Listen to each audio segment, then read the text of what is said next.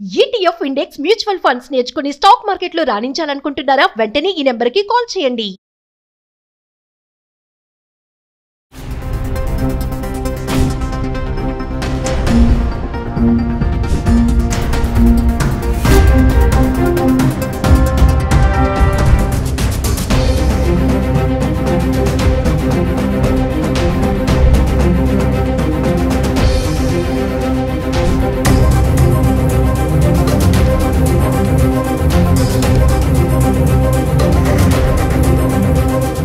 నమస్తే, welcome back to Suman TV. ప్రస్తుతం మనతో పాటు ఉన్నారు consumers affairs committee chairman Mandadi Krishna Reddy గారు. నమస్తే సార్. నమస్తే మేడం. సార్, ఈ ప్లేన్ క్రాష్ జరిగింది కదా, దీంట్లో గుజరాత్ ఎక్స్ సీఎం ఎవరైతే విజయ్ రూపానీ గారు ఉన్నారో చనిపోవడం జరిగింది. చాలా బాధాకరమైన విషయమే. ఇక్కడ ఇంకోటి ఏంటంటే ఆయన యొక్క lucky number, bike number, seat number, consider number, car number అన్నీ కూడా 1206 అని ఉంది. చాలా మంది అంటారు కదా లక్కీ నెంబర్స్ అంటారు. మరి ఇలా ఇన్ని కలిసి వచ్చాయి అంటే ప్రమాదం ఎప్పుడు ఎవరికి మరణం ఎలా సంభవిస్తుందో వీడియోలో మాట్లాడుకున్నాం. మరణాన్ని వెతుక్కుంటూ వెళ్ళింది రంజిత అని చెప్పేసి. మరి ఒక్కసారి రూపానీ గారి గురించి మాట్లాడుకుంటే. విజయ్ రూపానీ గారు గుజరాత్లో చాలా పేరున్న ప్రసిద్ధమైనటువంటి నాయకుడు. ఆయన 1956లో రంగూన్లో పుట్టాడు. బర్మా రాజధాని రంగూన్లో పుట్టాడు. 1960లో బర్మా నుంచి వలస వచ్చారు కుటుంబాలు, భారతీయ కుటుంబాలు, కొన్ని హిందూ కుటుంబాలు ఇక్కడికి వచ్చాయి. అలా వలస వచ్చినప్పుడు బర్మా నుంచి ఇండియాకు వచ్చినటువంటి కుటుంబాల్లో వాళ్ళ కుటుంబం కూడా ఉంది. వాళ్ళు గుజరాత్లోని రాజ్కోట్లో స్థిరపడ్డారు. అక్కడ ఇతని విద్యాభ్యాసం అన్నీ పూర్తయిన తర్వాత ముందుగా కార్పొరేటర్గా అతను మున్సిపల్ కార్పొరేటర్గా ఎన్నికయ్యాడు. ఫస్ట్ అంటే బీజేపీ రాజకీయాల్లోకి వచ్చిన ఆయన ఫస్ట్ కార్పొరేటర్గా ఎన్నికైన తర్వాత అక్కడ నుంచి మేయర్గా, రాజ్కోట్ మున్సిపల్ మేయర్గా సెలెక్ట్ చేయబడ్డాడు. ఆ తర్వాత ఆయన రాజ్యసభ మెంబర్గా కూడా 2 సార్లు పనిచేశాడు. 2014లో మొట్టమొదటిసారిగా ఆయన ఎమ్మెల్యేగా కాంటెస్ట్ చేశాడు.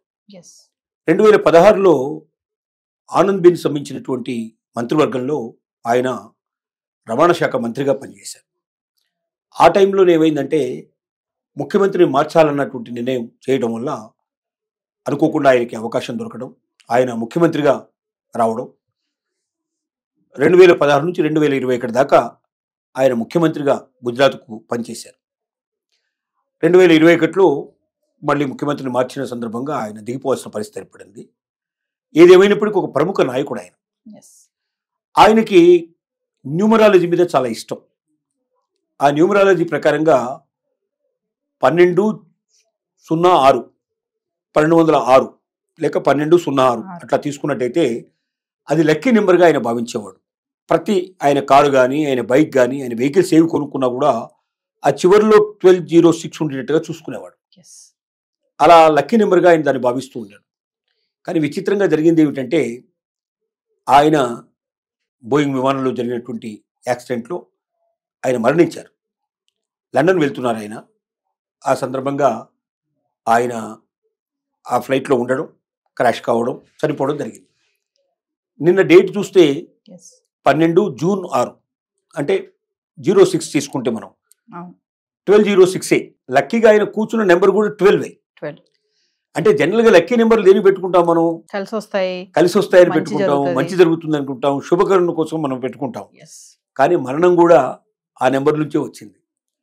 నేను చెప్పాలంటే మరణం జీవితంలో అన్నిటికన్నా ఆనందకరమైంది అంటారు చాలా మంది. ఎందుకంటే శాశ్వతంగా సమస్యల నుంచి పరిష్కారం. ప్రతి మనిషి కూడా ప్రతి క్షణం దేనికోసం తాపత్రయపడుతుంటాడు. శాశ్వతంగా సుఖపడేవాడు ఎవడు ఉండడు. డబ్బుంటే సుఖపడుతుందని కొందరు అనుకుంటారు. కానీ డబ్బున్న వాళ్ళకన్నా బాధపడే వాళ్ళు ఎక్కువ ఉండరేమని డబ్బున్నవాడు అనుకుంటాడు. ఇలా రకరకాలుగా ఉంటాయి.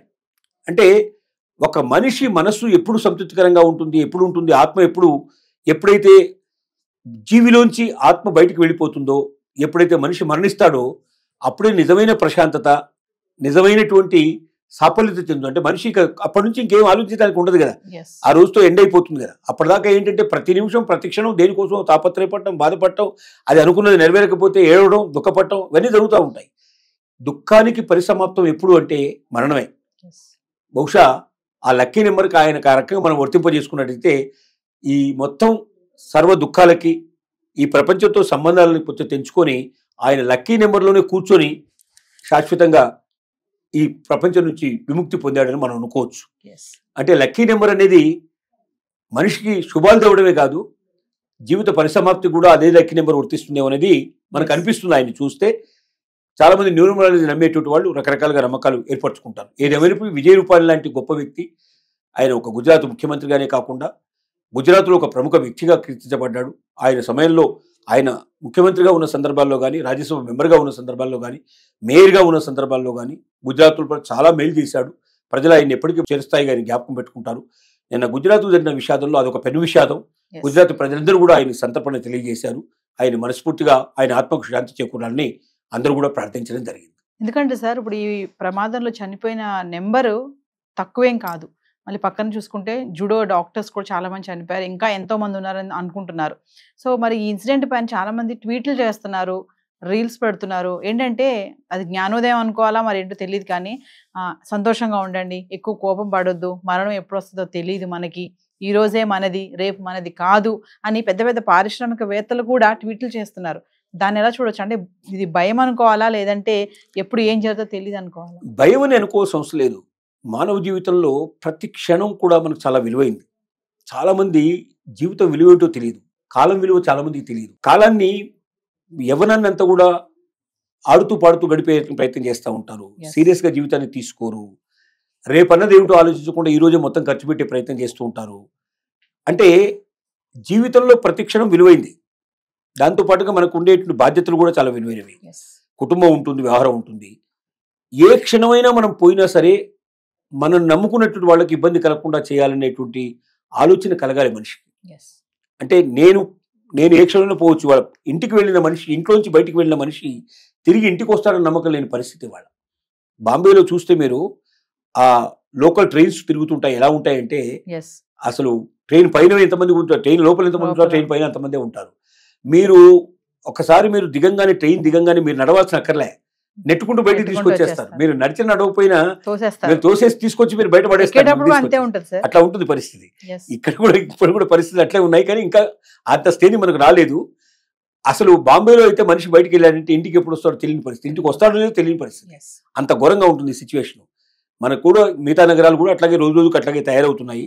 ఈ పరిస్థితుల్లో ప్రతి మనిషి కూడా ఆలోచించాల్సింది ఏంటంటే, బ్రతికిన 4 రోజులు సంతోషంగా నవ్వుతూ బతకడం అనేది చేయాలి. ఇతరులను కోప్పట్టడం, ఇతరులను బాధ పెట్టడం, ఇతరులను హింసించడం అనేటువంటి పని మనం చేయకూడదు. మనం సంతోషంగా ఉండాలి, ఇటు వాళ్ళని సంతోషంగా ఉంచేందుకు మనం ప్రయత్నం చేయాలి. మనల్ని నమ్ముకున్న వాళ్ళు రేపు పొద్దున అన్యాయం జరగకుండా వాళ్ళకి ఏదైనా సరే మన రూపంలో మనం చనిపోతే వాళ్ళు కొంత ఏదైనా బాధ్యతాయుతంగా వాళ్ళు భవిష్యత్తులో ఇబ్బంది పడకుండా ఉండగలిగే భద్రతని మనం కల్పించాల్సిన బాధ్యత కూడా మనకు ఉంటుందనేది అర్థం చేసుకోవాలి. కాబట్టి ఉన్న కొద్ది రోజులైనా మానవత్వంతో బతకాలి, సాటి మనుషుల్ని ఆనందపరచడం కోసం బతకాలి, సమాజానికి మేలు చేసేవాడిగా బతకాలి తప్ప సమాజానికి కీడు చేయడం కానీ, సొంత వాళ్ళకు హాని చేయడం కానీ, ఎవరిని బాధ పెట్టడం కానీ, ఎవరిని కష్టపెట్టడం కానీ, మోసం చేయడం కానీ, ఇలాంటివన్నీ చేయకుండా ఉండగలిగేటువంటి స్థితికి రావాలి అంటే మరణాన్ని గురించి అతనికి బాగా అర్థమయ్యేటట్టు చెప్పాలి. ఇలాంటి సంఘటనలన్నీ కూడా వాళ్ళకు దృష్టిలో తీసుకురావాలి.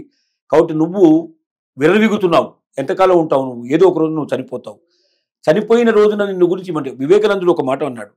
ఏమన్నాడంటే, మరణించిన తర్వాత జీవించేవాడే నిజమైన జీవి అన్నాడు. అదే నిజమైన జీవితం అన్నాడు. మరణించిన తర్వాత ఎట్లా జీవిస్తాం అసలు? ఒక్క నిమిషం ఆలోచిస్తే మరణించిన తర్వాత జీవించడానికి ఏముంటుంది? కానీ ఉంది, చాలా ఉంది. ఏముంది? ఇతరుల హృదయాల్లో, ఇతరుల మనసుల్లో నువ్వు జీవించి ఉండాలి. అంటే ఇతరులు నీ గురించి గొప్పగా చెప్పుకోవాలి, ఇతరులు నిన్ను గురించి ఆదర్శంగా చెప్పుకోవాలి. ఈ మనిషి చనిపోయినాడు, కానీ ఇలాంటి గొప్ప మనిషి చనిపోయినాడు, ఈ మనిషి మనకి ఇంత మేలు చేశాడు, ఈ మనిషి సమాజానికి ఇంత మేలు చేశాడు. కావాలంటే వాడు ఎక్కడున్నా అతని ఆత్మ సంతోషంగా ఉండాలి, ఆత్మ శాంతిగా ఉండాలి అని ప్రతి ఒక్కరు నీ గురించి ప్రార్థించగలిగే పరిస్థితి ఉండాలి. ప్రతి ఒక్కరి తలలో నాలుకలా ఉండాలి, ప్రతి ఒక్కరి హృదయంలో నువ్వు చుచ్చుకుపోవాలి. అట్లా ఎంతమంది అయితే ఎక్కువ హృదయాల లోపల ఉంటాడో ఆ మనిషి మరణించిన తర్వాత జీవించి ఉంటాడు అని చెప్పాడు.